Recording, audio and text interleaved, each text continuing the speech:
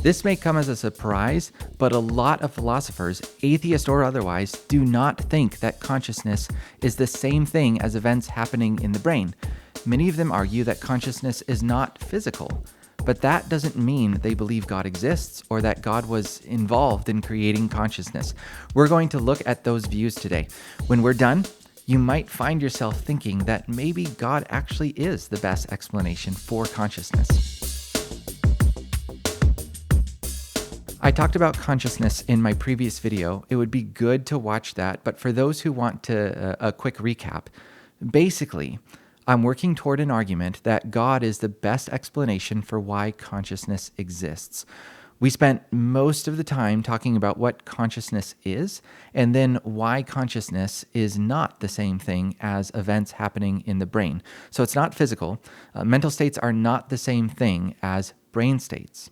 That isn't enough to show that God is the best explanation for consciousness, because there's still other explanations out there. Hey, sorry to interrupt myself with myself, but I was looking at this video like post-production and realized I should have been a little more nuanced with how I'm calling these views, because the views coming up, I sort of refer to them as like non-physical views.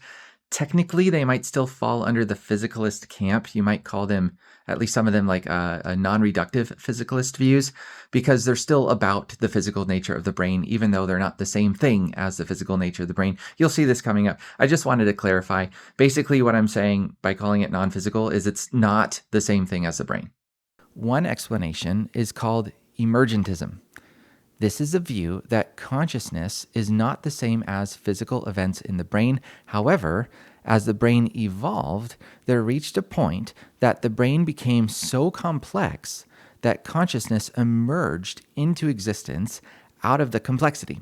So rather than saying God made consciousness, the emergentist would say that the brain made consciousness.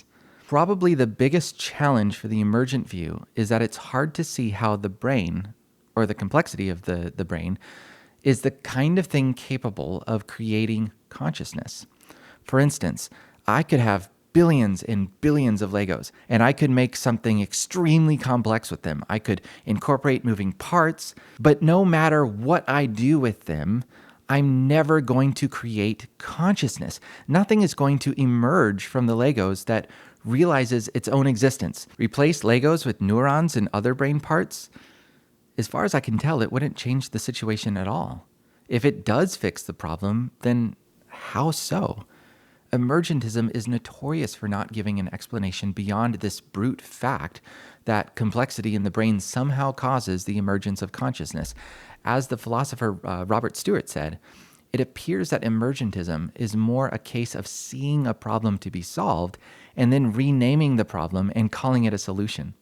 Another view of consciousness is behaviorism.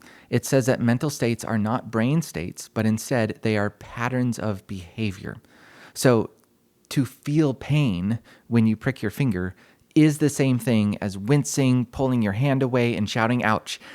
This view never really caught on. One reason is that it's very possible to feel pain but behave as if you're not in pain. And it's very possible to be an actor and behave as if you're feeling pain, but not actually feel pain. So instead of behaviorism, probably the most common view among philosophers these days is functionalism. Functionalism says that mental states are functions. So unlike behaviorism, mental states are not the effect or the behavior, they're the link between the cause and effect. Pain is the function of shouting ouch when you prick yourself.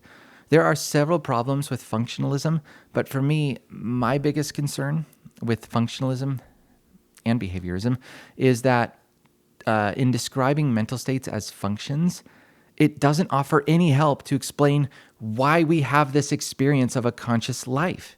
It doesn't explain why mental properties come with feelings of what it is like to be happy or to be in pain or to see color, like to experience redness. This private first person, what it is like experience of a conscious life is mostly ignored.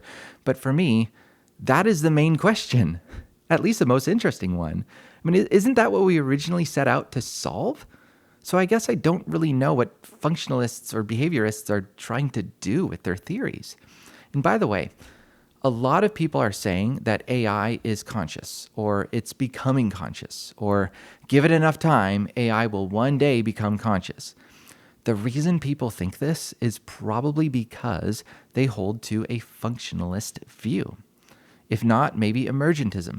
But there is a functionalist view, specifically machine functionalism, which says consciousness is just the functions of if this, then that scenarios, like how computers work. They are programmed to take information and spit out new information. Computers have done this for a long time, but AI is making them do it in a way that imitates human consciousness. The problem is, well, one, I just don't think functionalism works. But second, imitating consciousness does not get us an inch closer to the experience of private first-person self-aware, what it is like experiences of an actual conscious life. No matter how well you can draw a picture of a waterfall, that picture will never be a waterfall. You're not starting with the right parts. So, we looked at emergentism, behaviorism, and functionalism. One more theory is a view called Panpsychism. This view says that consciousness is not something that emerged out of complexity, like emergentism, but it was there all along in every part of the universe. So the smallest parts of the universe have some amount of consciousness to them. It's just part of the nature of all physical things alongside size and weight. So the reason we experience consciousness is that all of the parts of our physical bodies are conscious. You might be wondering how a bunch of tiny conscious parts can come together to make a large thing like a human become conscious. I wonder that too. I mean, stick a bunch of conscious people into a room, and the room itself doesn't become conscious. It's still just a room with a bunch of conscious people inside. Stick a bunch of conscious atoms together in the shape of a human. Why would we expect this human to be conscious? I don't know. And that's one big problem with panpsychism. This whole discussion has shown that there are no great explanations for why consciousness exists unless we bring God into the picture. With God, you have the kind of thing capable of bestowing consciousness on people and other creatures. This makes God the best explanation for consciousness. And I'm not saying we lack knowledge about consciousness and so we use God to make up for what we don't know. I'm saying we actually know a lot about consciousness and how it works because we have it. It's directly in front of us. It's the most obvious thing we will ever experience. I am conscious. And from our knowledge, we become confident that no explanation is likely to be found unless that explanation is from God.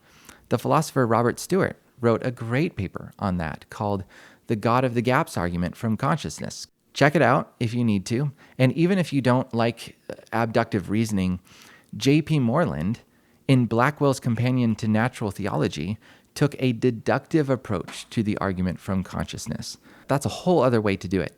Just realize what you're getting into because that book is super technical. Okay, so there you go. If you haven't seen it, be sure to watch my previous video where I talk about whether consciousness is the same thing as just physical stuff in our brain. Link in the comments. Thanks for watching, and I'll see you in the next video.